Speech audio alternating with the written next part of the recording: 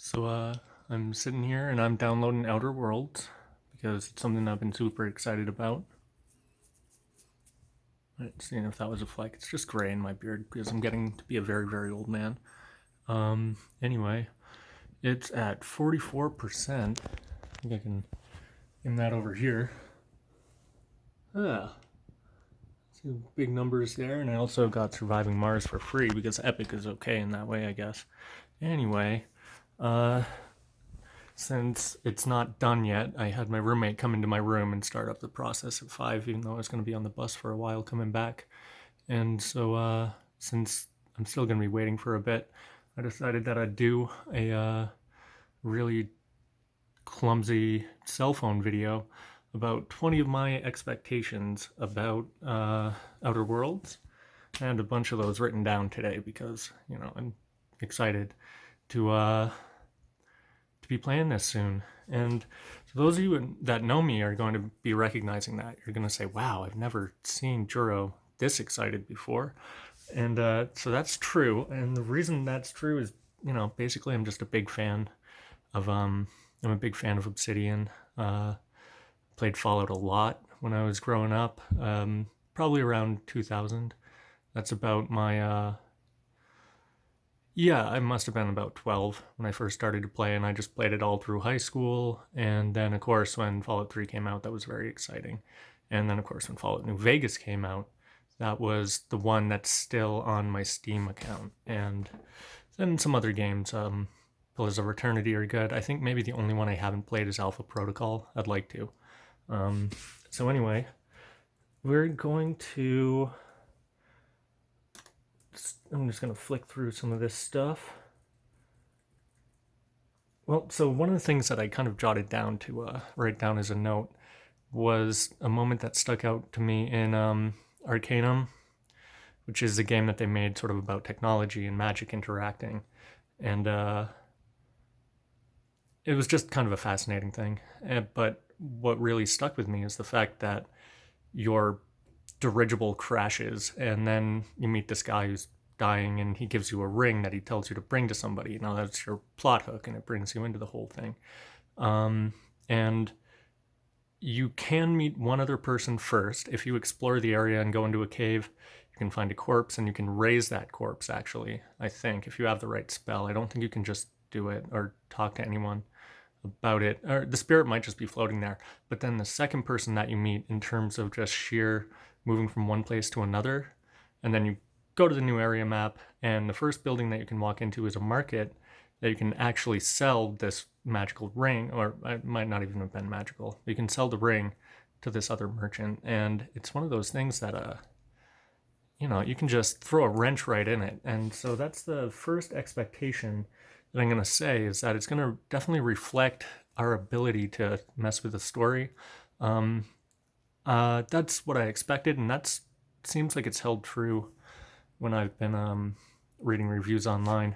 Let's see. And the second thing, I don't expect the gameplay to be that great. I mean, I think it's gonna be. I think it's gonna be fine. Pretty good. I don't think it's gonna be the sharpest thing. I don't think that's what people are going to remember about this, and that's totally okay. Is what I think. I don't play games like that because I want really crisp gunplay or whatever. I don't really play the gunplay games. So the third thing I was saying I didn't actually expect in my notes. I was saying that I thought integrated survival mode was going to would have been a cool thing, and I even included that later in terms of something I thought a DLC could add. But it turns out that that already exists. I was checking up on Reddit about 3 o'clock today on the Outer Worlds subreddit, and yeah, so there's a whole difficulty scale for that. I thought that was pretty good, and so yeah, I know to expect that one. The fourth thing is bugs. I expect there to be a lot of bugs and not ones that we're going to be shooting. I think that there's going to be a lot of problems in overall gameplay, and that's one of the things that makes it kind of fun. Sometimes you're going to lose an hour of an Obsidian game and it just kind of crashes when you try to walk into a building. I don't think there's going to be anything really game breaking. I think it's going to be all right in general. And I think if anyone's gonna be complaining about that, I don't see why. I don't think that's. I mean, you should know what game you're getting at this point. You should know like just the history of these games. Like it's not why we play. The fifth thing is I actually want to. I might even want to jot down some notes and just mark any time where I think like, okay, that's a shot at Bethesda. That's a shot at how the Fallout franchise, you know, kind of the angle it takes every once in a while. There was actually a really big one in Fallout New Vegas. And then if I had any actual skills at editing, and this wasn't just going to be one long, one shot cell phone video, I'd actually tell you about that or show you a clip and then kind of remark on it. Um, basically, this one character, the Yes Man, is a robot who always agrees with you and he's going to help out with you with your schemes no matter what. And he's the one who leads to what's called the no gods, no masters ending, which I also appreciate as an anarchist. And he essentially he'll tell you that you need to go under the hill and use the plot MacGuffin to do a thing. And when you ask what's going to be under there, he says, "Well, it might be a giant robot that's going to solve all your problems for you." And he says, like, I think that sounds kind of like a cop out to me. And it's funny just because I had seen them watch. I had watched that conversation 5 or 6 times. I played New Vegas a lot, but I didn't catch it until the last time I played. Let's see. Uh, oh, and yeah, I also put that down in my notes. I don't want that to be the point, you know? Today, I hadn't noticed what was going on in Fallout 76 because I don't pay a ton of attention to sort of gaming news or anything, but they started a subscription and everyone was like, "What are you doing?" And a lot of people have been saying like, "Wow, this is going to drive people right into the arms of Outer Worlds." And it's like, that's kind of cool, but companies try to make money and CEOs try to make money, but generally I feel like the artists who work on these projects are just trying to create art that we like and that people are going to appreciate and enjoy. So that's something that I liked.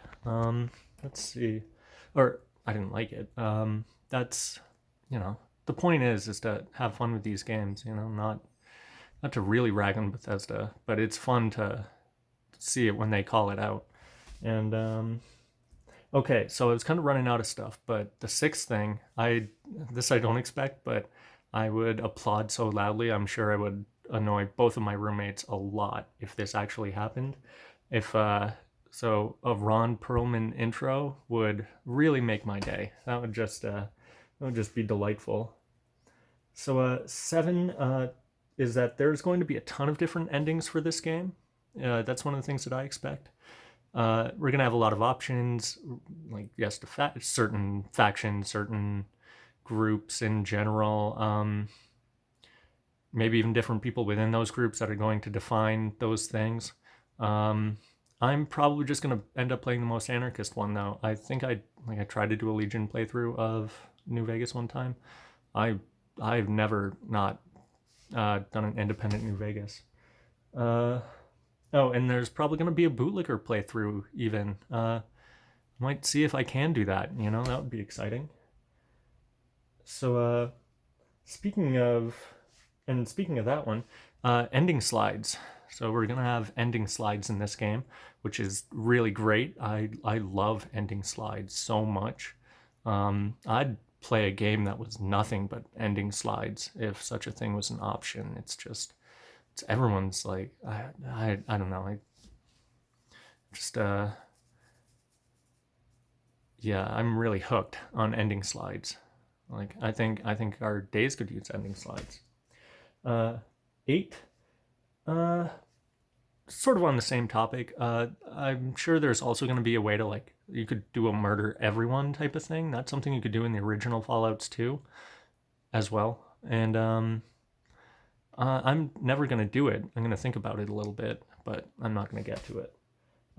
So nine, I expect I am not going to be uninstalling this one for a long time, decades maybe. Who knows? Uh,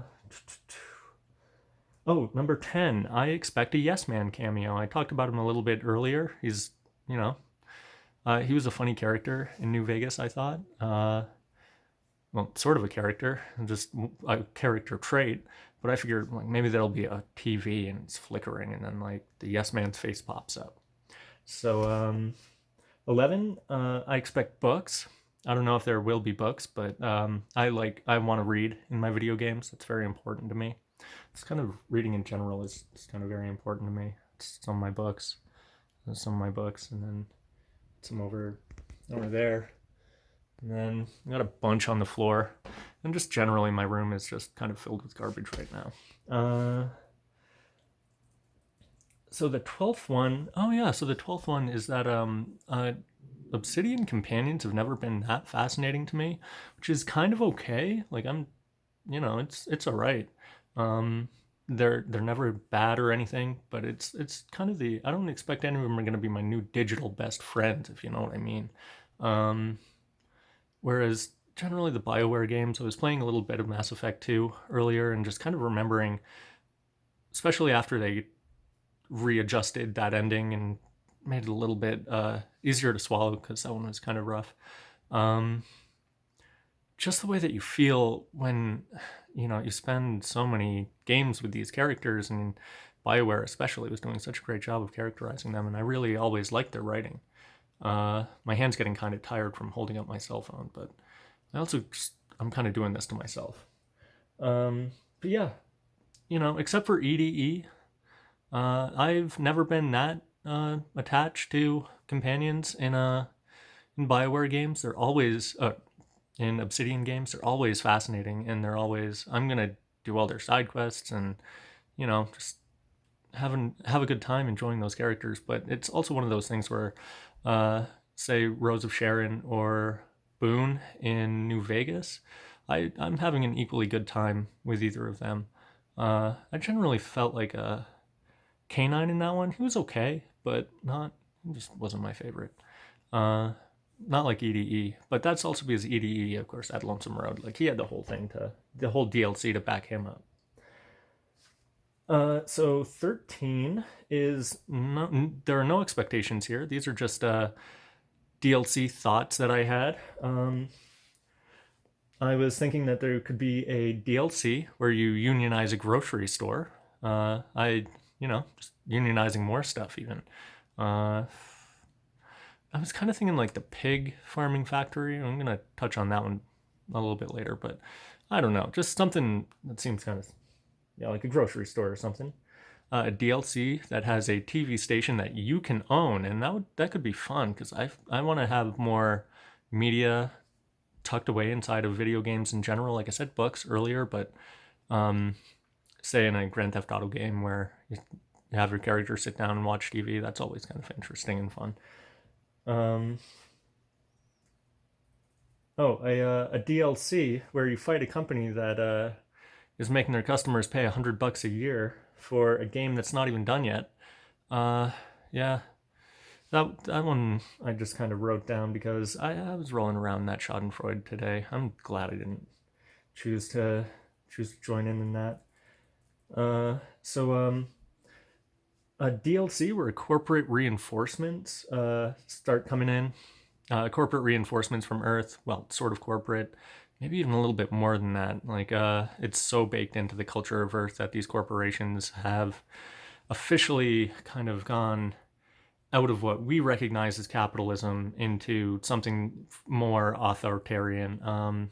Maybe not like a state capitalist type of thing exactly, but the oligarchy is so set up that it's basically kind of like this Jack London Iron Heel type situation. And so out here or back there where the power is just that solid, I imagine that have these very gray, brutalist kind of buildings, concrete and prefab type stuff, and they just start dumping those into the familiar places that we've been seeing throughout the rest of the game. And then that could be a little bit of an epilogue, like a epilogue kind of walkabout. I don't think this game is going to be open in the same style that Fallout 3 and Fallout 4 were, so I don't think that it wouldn't be quite the same just to be kind of let loose after the epilogue to wrap stuff up. I don't think it's going to feel quite like that. I'm not sure there's going to be raiding quests in this game. That's why I didn't list that as an expectation. Anyway, we're getting to like 15 minutes, so I'm going to try and speed this up. Yep, number 14. I'm mentioning specifically, again, the ending slides, because I would put ending slides directly into my veins if I could. Number 15. Oh, yeah, so if you're a vegan or a vegetarian, you don't want to hear about disgusting things that meat-based things that people put in their mouths, it's probably only going to be like 30 seconds, but you're going to want to skip this part. And that's going to be because I've tried not to look at this too hard, but I have seen the cyst pig chips stuff, and that's great. So what they do is they raise pigs specifically for their tumors, and they clip them off and feed them to people. So I expect to be grossed out by that. I'm looking forward to it. So 16. Yeah, this is actually something, God, see, I wanted to speed this up, but now this is one of the things that I wanted to talk about a little bit more, was just the way that, I feel like when people aren't going to be familiar with kind of an Obsidian game and that style of, this kind of very tabletop-esque kind of storytelling, I kind of worry that, some people aren't going to react super well if at any point the game kind of stops offering a hand to lead people along. I don't think that it's a bad thing, like, for people to want directions when they're playing a game. That's direction and motivation when they're playing games. That's very important. But I think if people aren't used to it, I don't think they're going to know. Or I'm going to feel like they're going to feel like that's a failure of the game when the game is asking them, like, okay, now it's time for you to be creative. Where do you want to go and what do you want to do and see? So, and for if that happens to anybody, I think it's just going to be a first playthrough kind of thing, and I hope it wouldn't disrupt anything. That would be kind of a shame if somebody had to, get turned off to a game because that happened. So 17 is that I expect it to be about 4 hours long. It's then my other primary concern was that it's not going to be 4 hours long. Of course, it's going to be longer, but I feeling like, okay, well, what's the worst case scenario? My other concern is that, like, for the longest time I was looking it up and I couldn't find anything that said, like, oh, you can play or there's this much character creation or whatever.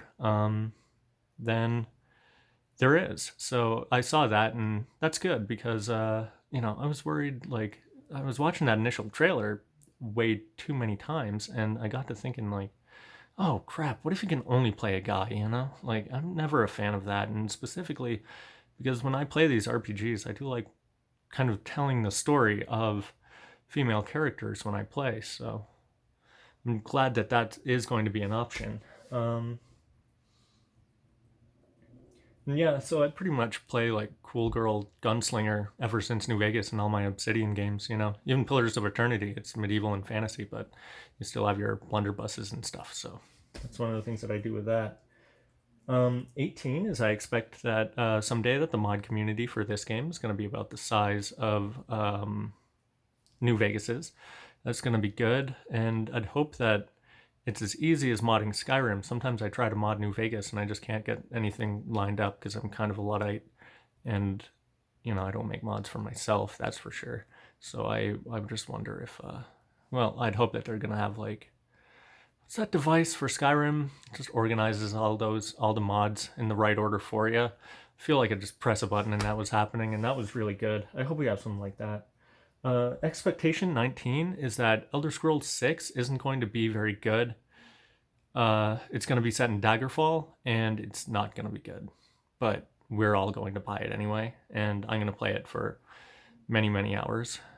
I think that's kind of a given at this point. What am I going to do about it? 20 is that I'm going to like it. That's just kind of that's the very last expectation. I think I'm really gonna like this game. I've always liked Obsidian, like I said when I was first getting started. I think that there's so many well, so many factors of the Obsidian games in general that have just appealed to me as somebody who likes using these platforms that they kind of make to tell a unique story about a character that I'm interested in playing. And you don't get that in so many games nowadays. And some games are better at hiding it. Like, I think Mass Effect did that, and I think Mass Effect also just piled on sort of decision points that but anyway, it's that's another thing. Yeah, I think that I am extremely excited, but it is a very different excitement from when I was younger. I've been waiting and waiting for this, and I'm definitely hyped up, and that's very clear from how um, how much range my voice has today. But it is very tempered actually, because I don't know. I feel like if you trust a company the way that say I trust Obsidian, I'm just kind of thinking that I trust them to produce something that I'm going to find fun, and I don't have this image of a kind of perfect game in my head. And I feel like a lot of games have run into that, especially over the last few years. And I kind of want to tell people to calm down, like get something that you're going to like, whether it's like it doesn't have to hit every button. It has to hit many, that's for sure. But when it comes to Obsidian, like I think we should know what we're gonna get, and I trust them to deliver the things that I want. Maybe I'll run into stuff that I don't like. That's okay. I don't mind too much. Um, yeah, it's if you trust. Yeah, trusting a group of artists to deliver a product you like isn't trusting them to deliver your ideal vision. I guess that's just what I'm saying with that one. Then I actually do have a bonus kind of observation. This one's not an expectation, but number 21 over here is didn't Call of Duty Modern Warfare come out like a decade ago? It's I think it's kind of weird that that's also coming out tonight. Um, Pretty sure I remember playing that game. I think it's hard to tell. I don't remember a lot of things clearly. And yeah, so that's all my notes. This is gonna be a fucking 23-minute video of my face getting ever so much closer to my face, if you can even hear this. And so that's great. I'm glad that I learned how to make videos at some point in the future. Uh, yeah, I don't feel that inclined to like I did this to kill time, and it was kind of fun. It was fun to think about stuff.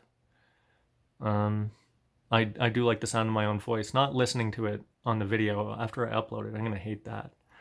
Uh, so yeah, I guess I just hope that everyone has fun Outer Worldsing, and